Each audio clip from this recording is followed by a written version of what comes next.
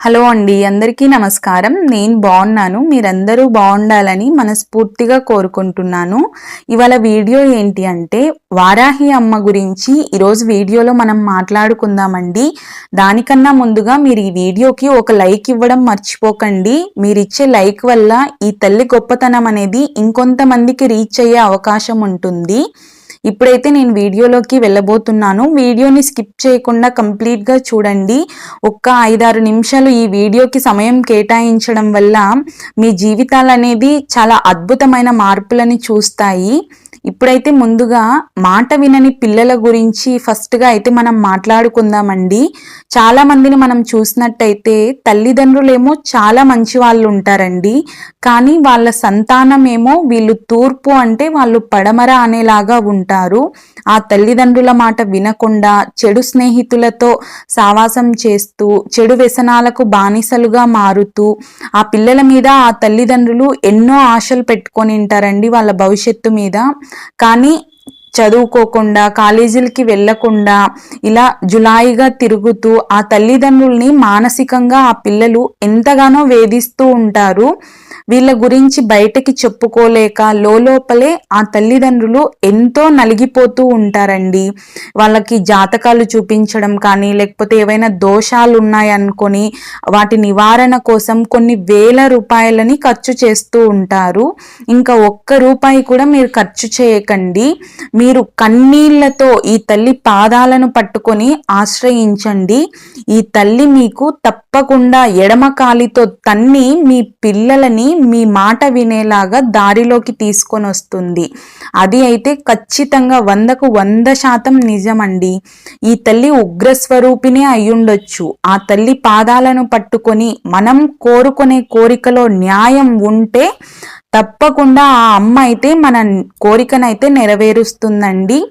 అలాంటి పిల్లల్ని ఎంతమందినైనా సరే అమ్మ తప్పకుండా మీరు ఈ తల్లిని ఎలా ఆరాధిస్తారు అంటే ఇంకా మన కన్నీళ్ళే మనకి ఒక ఆయుధం లాగా అనుకోండి. మన బాధలు మన కన్నీళ్ళు అన్నీ ఆ తల్లికి చెప్పుకొని మనం ఆరాధించినామనుకోండి, తప్పకుండా ఆ అమ్మ అయితే మన కోరికని నెరవేరుస్తుంది. దాని తరువాత మాట వినని భర్తలు ఉంటారండి. అంటే వ్యసనాలకు బానిసలుగా మారుతూ ఇంట్లో భార్య పిల్లల్ని పట్టించుకోకుండా, లేదు అంటే పరాయి స్త్రీ వ్యామోహంలో పడి కుటుంబం గురించి అసలు కొంచెం కూడా బాధ్యత లేకుండా వ్యవహరిస్తూ ఉంటారు. కానీ భార్య ఏమో చాలా మంచిగా ఉంటుంది, మంచిగా కుటుంబం బాగుండాలని కోరుకుంటుంది, కానీ ఆమె మాట వినే స్థితిలో అతను ఉండకపోవచ్చు. అలాంటి భార్యలైనా సరే అండి, ఇంకా వాళ్ళని ఏమని కూడా మీరు ఇలా మారండి అని కూడా మీరు అడగద్దండి. అసలు కనీసం మీరు ఈ వారాహి అమ్మని ఎలా ఆరాధించాలో నేను వీడియో చివరిలో చెప్తానండి. మీరు ఈ తల్లిని నమ్ముకొని ఆరాధించుకోండి. చాలా అంటే చాలా త్వరగానే వాళ్ళంతకు వాళ్ళే వాళ్ళ తప్పును తెలుసుకొని మారి మీ దగ్గరకు వచ్చేలాగా చేస్తారండి. అంత మహిమాన్వితమైన శక్తి స్వరూపిణి ఈ తల్లి. కాబట్టి అలాంటి వాళ్ళు కూడా ఈ తల్లిని మీరు ఆరాధించుకోవచ్చు. దాని తర్వాత ఇక్కడ భార్యలు కూడా కొందరు మాట వినని భార్యలు ఉంటారండి. ప్రతి ఒక్కరూ భర్తలే తప్పు చేస్తున్నారని మనం చెప్పకూడదు. అలాంటి మంచి భర్తలు ఉన్న వాళ్ళు భార్యలు ఏవైనా సమస్యలతో ఇబ్బంది పెడుతుంటే మంచి కుటుంబం నిండు కుటుంబం ఉండాలి అని కోరుకునే భర్తలు కూడా ఈ తల్లిని ఆరాధించుకోవచ్చండి. ఆ తల్లి తప్పకుండా మీకు సహాయం అనేది చేస్తుంది. దాని తరువాత ఆ కోడల్ని వేధించే అత్తమామలండి. ఆ కోడలు ఎంత మంచిగా ఉండనివ్వండి, కోడలు చేసే ప్రతి పనిని తప్పు పట్టడం అవ్వచ్చు, లేదు అంటే ఏదో విధంగా కోడల్ని 10 మందిలో చులకన చేయడం అవ్వచ్చు. ఇలాంటి అత్తమామలు చాలా మంది ఉంటారు. నిజంగా ఒక మాట చెప్తున్నాను కోడళ్ళకి, మీరు మీ అత్త మామల విషయంలో మీరు కరెక్ట్గా ఉన్నాము అన్న నమ్మకం మీకుంటే, నేను ఎంత కరెక్ట్గా ఉన్నా మా అత్త మా మామ నన్ను వేధిస్తున్నారు అని మీకు మనస్ఫూర్తిగా అనిపిస్తేనే, అలా అనిపించినప్పుడు తప్పకుండా ఈ తల్లిని అయితే ఆశ్రయించండి. ఆ తల్లి వాళ్ళ మనసుల్ని కూడా మార్చేసి మీ కుటుంబాన్ని సంతోషంగా ఉండేలాగా చేస్తుంది. అలాగే మనకి ఇక్కడ వచ్చేసి కొందరు కోడళ్ళు కూడా అత్తమామలు ఎంత మంచిగా ఉన్నా విసిగించే కోడళ్ళు ఉంటారండి. అలాంటి అత్తమామలు కూడా తమ కొడుకు కోడలతో పిల్లలతో కలిసి ఉండాలన్న కోరిక ఉంటుంది కదండి పెద్దవాళ్ళకి. వాళ్ళు కూడా ఈ అమ్మని ఆరాధించుకుంటే చక్కగా కుటుంబంలో ఎలాంటి కలహాలు లేకుండా ఆ తల్లి మనల్ని రక్షిస్తుందన్నమాట. ముఖ్యంగా మాట్లాడుకోవాల్సింది ఆడపడుచుల గురించి అండి. తన తమ్ముడి భార్యలని కానీ అన్న భార్యలని కానీ ఎంత అధికారాన్ని చెలాయిస్తూ వేధిస్తుంటారంటే కొంతమంది ఎంత బాగా చూసుకుంటున్నా ఇంకేదో తక్కువ చేస్తున్నారు, మాకు ఇంకేదో మర్యాద చేయట్లేదు నీ భార్య అని చాలా మంది ఆడపడుచులు పెత్తనాన్ని చెలాయిస్తూ వేధిస్తుంటారండి. మీరు ఒక్క విషయాన్ని గుర్తుంచుకోండి, మీరు ఒక ఇంటికి ఆడపిల్ల అయినట్టు మీ అన్న భార్య అయినా తమ్ముడి భార్య అయినా ఇంకొక ఇంటికి ఆడపిల్లే కదండి. తను ఒక తండ్రి గారాల కూతురే కదండి. ఎందుకు అంత అధికారాన్ని చెలాయిస్తూ మనుషులుగా కాకుండా ఒక జంతువులుగా బ్రతకడం చెప్పండి. అదే మీరు కొంచెం మంచి మనసుతో ఆలోచించండి. మీకు వచ్చినటువంటి ఆడపడుచులు మంచి వాళ్ళే కాకపోవచ్చు, కానీ మీరు మంచి ఆడపడుచులుగా మారొచ్చు. మీ వదిన కవ్వచ్చు, చాలా మంచిగా చూసుకోండి మీ తమ్ముడి భార్యనైనా అన్న భార్యనైనా. తనకు ఒక మనసుందని మీరు గుర్తించుకోండి. తనకు మీ ఇంట్లో కొంచెం స్వేచ్ఛని ఇవ్వండి. మీ అమ్మగారితో మీ నాన్నగారితో మాట్లాడి అప్పుడు ఒక మంచి స్నేహితురాలిగా ఒక మంచి శ్రేయోభిలాషిగా మిమ్మల్ని తను చూడడం మొదలు పెడుతుంది. మీ సంతోషంగా మీ కుటుంబాలు కూడా అన్యోన్యంగా ఉంటాయి కదండి. అదే మీరు ఎంత శత్రుత్వాన్ని చూపించినా ఎప్పటికీ మనిషిగా మారలేరు. కొంచెం ప్రేమని చూపించండి. ఎంత మంచిగా మిమ్మల్ని మీరు వస్తున్నారు అంటే చాలా ఆప్యాయంగా ఎదురు చూస్తుంటారు మీకోసం.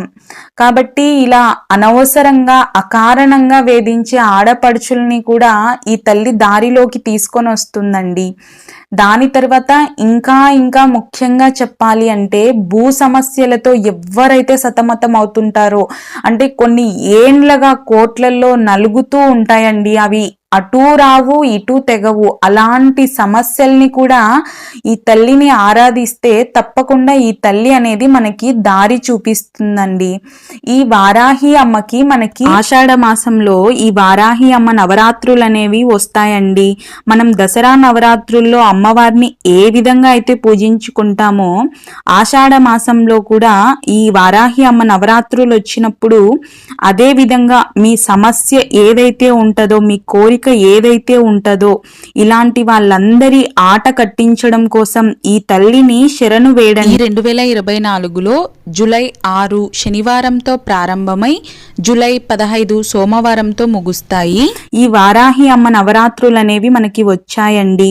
ఈ తల్లిని ఇంకా ఎలా ఆరాధించాలి అంటే మనం ఈ తల్లిని మంగళ శుక్రవారాల్లో కూడా ఆరాధించుకోవచ్చండి. నవరాత్రులప్పుడే అని కాకుండా ఈ తల్లి ఆరాధన అనేది ఏ సమయంలో చేస్తే మంచిది అంటే చీకటి పడిన తరువాత మనం ఈ తల్లిని ఆరాధించుకోవాలండి. అంటే 6:30 గంటల తరువాత 7-7:30 అలా ఆ సమయంలో ఈ అమ్మని ఆరాధించడం మనం మొదలు పెట్టాలి. ఎర్రటి పుష్పాలతో ఈ తల్లిని మనం పూజించుకోవాలండి. ఈ తల్లికి మనకి అష్టోత్తరాలు ఉంటాయండి, వారాహి అమ్మ అష్టోత్తరాలని. అవి మనం గూగుల్లో కానీ యూట్యూబ్లో కానీ సెర్చ్ చేస్తే వస్తాయన్నమాట. వారాహి తల్లి అష్టోత్తరాలను కొడితే ఈ అష్టోత్తరాలను చదువుకుంటూ అమ్మకి ఎర్రటి కుంకుమార్చన కానీ లేదు అంటే ఎర్రటి పుష్పాలతో కానీ అమ్మని ఆరాధించుకోండి. ఈ 9 రోజులు మీ కోరిక ఏదైతే ఉందో, ఇలాంటి వాళ్ళ ఇబ్బందులకి మీరు గురవుతున్నారో వీళ్ళ నుంచి మీకు విముక్తి కలగాలి, వీళ్ళలో మార్పు వచ్చి మీ కుటుంబాలు బాగుండాలి అంటే ఈ వారాహి అమ్మ నవరాత్రులప్పుడు 9 రోజులు అమ్మని నియమ నిష్టలతో ఆరాధించండి. ఇంకా పూర్తిగా ఈ తల్లిని ఎలా ఆరాధించాలనేది మునుముందు వీడియోలు మీకు షేర్ చేస్తానండి. ఒక్క విషయం గుర్తు పెట్టుకోండి, అమ్మ ఉగ్ర స్వరూపురాలు కదా, ఆరాధించొచ్చా లేదా అలాంటి అనుమానాలు పక్కన పెట్టేసి మన అమ్మ ఎలాగో ఆ వారాహి అమ్మ కూడా అలాగే అనుకొని ఆ తల్లిని మీరు ఆశ్రయించండి. ఆ తల్లి తప్పకుండా మీ సమస్యల నుంచి గట్టెక్కిస్తుంది. ప్లీజ్ వీడియోని లైక్ చేయండి. ఛానల్ ఎవరైనా ఫస్ట్ టైం చూస్తున్నట్లయితే సబ్స్క్రైబ్ చేసుకొని పక్కనే ఉన్న బెల్ ఐకాన్ క్లిక్ చేయండి. Thanks for watching.